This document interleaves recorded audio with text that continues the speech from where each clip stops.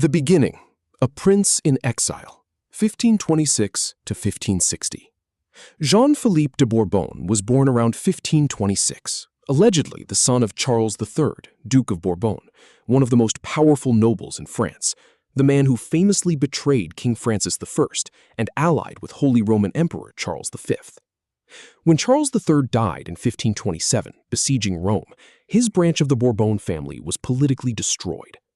The family claims Jean-Philippe was the son of Charles III, Duke of Bourbon, making him a member of one of the noblest families of France.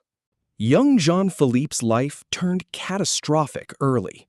Two different accounts survive of how he ended up leaving Europe. Account 1, the pirates.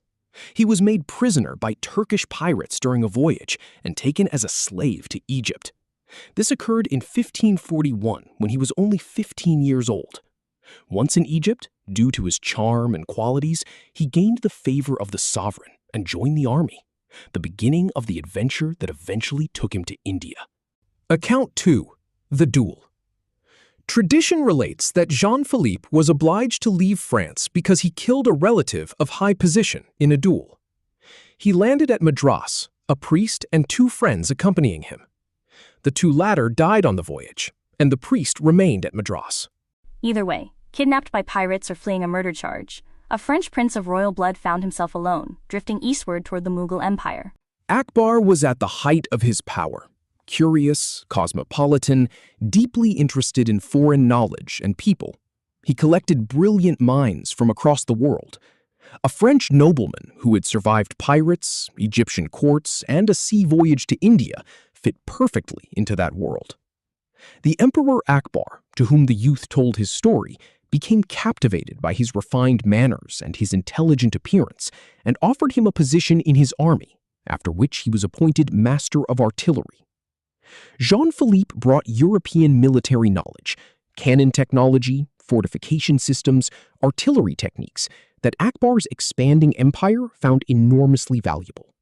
A French prince of royal blood had become a Mughal nobleman, married into the emperor's family, and been granted land and title in India. He was no longer an exile. He was a pillar of the most powerful empire in the world. Full of honors and riches, Prince Jean-Philippe de Bourbon died in Agra, leaving two sons from the sister of the emperor's Christian wife. The dynasty continues, generations at the Mughal court. The Bourbon bloodline didn't disappear with Jean-Philippe. It grew deeper roots into Indian soil across generations. For nearly 180 years, from Akbar to the catastrophic sack of Delhi by Nader Shah in 1737, the Bourbon family served at the heart of the Mughal Empire. They were Christian nobles who spoke Mughal court languages, wore Mughal clothes, held Mughal titles, yet reportedly maintained their French lineage memory across every generation. The living descendants today. The story doesn't end in the 19th century. It lives on today in Bhopal.